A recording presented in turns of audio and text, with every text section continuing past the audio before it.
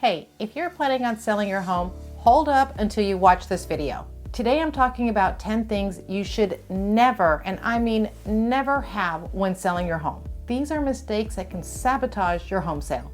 By the way, be sure to stick around to the end because I've got a bonus tip that could save you serious money and embarrassment. All right, let's do this. Number one is your personal bills and documents. Let's talk about paperwork.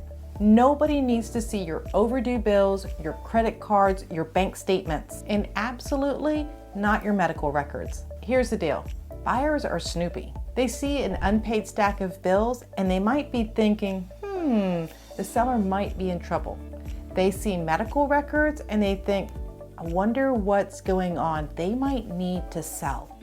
And their offer is going to reflect that thinking. So lock it up, put it away, all of it.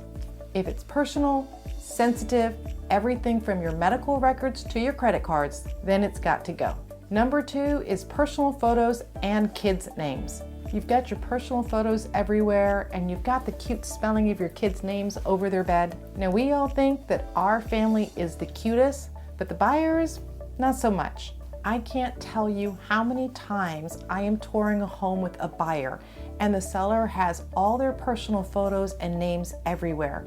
And the buyer goes, oh my gosh, I know them. Oh, they were at the same vacation spot that we went to last year. Or they say, oh, I have a little Emily too. Isn't that just a coincidence? At this point, I know that the buyer is not going to make an offer on that home because it's no longer someplace that they can see themselves living. Now they're just touring your home and they're going, what a lovely home and such a cute family. And it's over and done. Also, from a privacy issue, do you really want these random strangers, these buyers in your home, knowing your kids' names? You want to keep it neutral. You want your space to be a blank canvas so that the buyers can picture what their family photos are going to look like and their kids' names over the bed. Number three is a big one. Medication should not be in plain sight.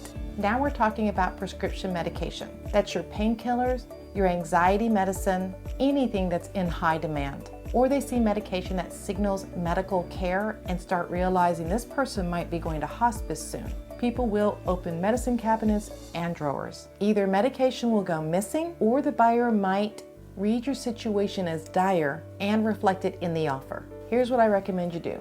You get a bag or a box, you put all your medication in there, and whenever you leave the home, either lock it up or take it with you. Number four is your surveillance systems without proper notification. Now, I love surveillance cameras and my Ring doorbell camera because I always see the Amazon driver dropping off a nice little gift for me. But if you have cameras, it's required that you let people know. It's not about being polite. In many places, it's actually the law. If a buyer finds out that you've been recording them without their permission, you could find yourself in a lawsuit. So grab one of those signs or make your own and put it in all the big places that say, smile, you're on camera. Number five are safes. Safes are supposed to be that, safe. But if you've left yours in plain view, it's like yelling, hey, look at me, can you guess what's inside? Buyers will lose focus on your home and they will start wondering, I wonder what's in there that they want a safe. So if you've got a safe, put it someplace out of sight or cover it up so that the buyers aren't going to see it. Number six is we do not want you to leave your valuables left out. If you leave your valuables left out, whether they're watches, jewelry, or high-end collectibles, you are asking for trouble. I went to an open house with my buyer and I saw that the seller had left their beautiful watches on the dresser. So it was no surprise to me when I heard later that some of those watches went missing. If it's valuable, put it away in the safe, take it to the bank, but just make sure you do not leave them out and you don't invite trouble. Now this is one, number seven, that a lot of people don't really think about, and that is carpet runners and those shoe policies that you have, like you gotta wear the little booties. Let me tell you why they shouldn't be there. I understand you want to protect your flooring and you want to protect your brand new carpets that you just put in. But if somebody trips over the carpet or they slip and fall with the booties, guess who's going to be liable? Yes, that's going to be you. I know of a buyer that came into an open house and they were using a walker and they had great difficulty getting the walker onto the carpet runner to the point that when they picked up the walker's wheels to try to get it onto the carpet and go forward, they lost their balance and fell. So here's a mind shift I want you to consider. This is no longer going to be your home. It's now a product you want to sell. A little dirt is going to be okay. You can clean that up, but you can't clean up a lawsuit. Number 8 that should not be in your home is your emotional memorabilia. I mean, no memory books, no love letters, and definitely no why we love this neighborhood. Honestly, buyers don't care that little Timmy learned to ride his bike on your street. In fact, this kind of information can actually backfire. If your letter says something like, great Halloween neighborhood, and the people moving in are like, I don't want people knocking on my door for Halloween candy, you can actually scare them off. If you're going to leave a letter, you want it to have factual information, like how far to the grocery store, how far to the interstate, what restaurants are nearby. List the facts and leave all the emotional stuff out. Number 9 is signs of distress.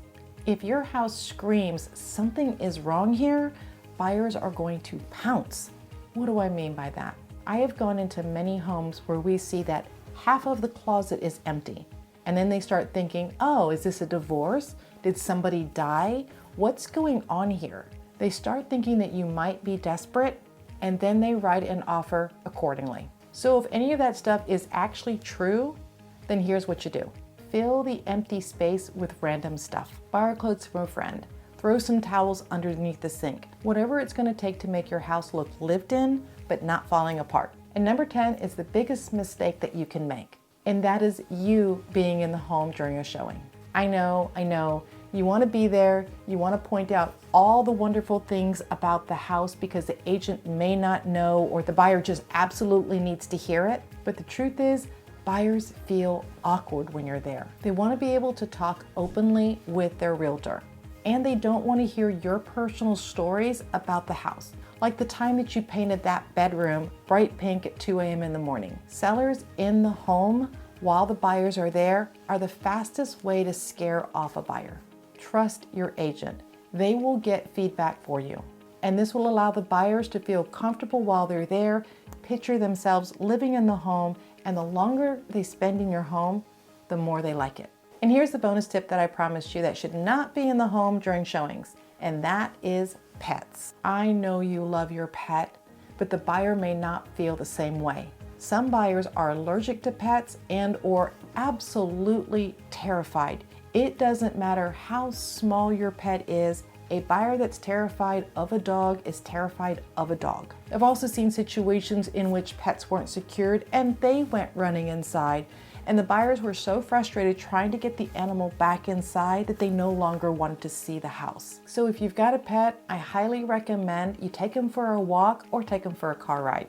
But please don't leave them in the house. So those are my tips on what you should not have in the home when selling. Now, were any of these a surprise, or do you have a tip that I left off? Let me know in the comments. I would love to hear your personal experience. Click on the link below in the description to get my guide on selling your home. And if you'd rather just jump on a call and talk, my information's below. Thanks for watching, and I'll see you in the next video.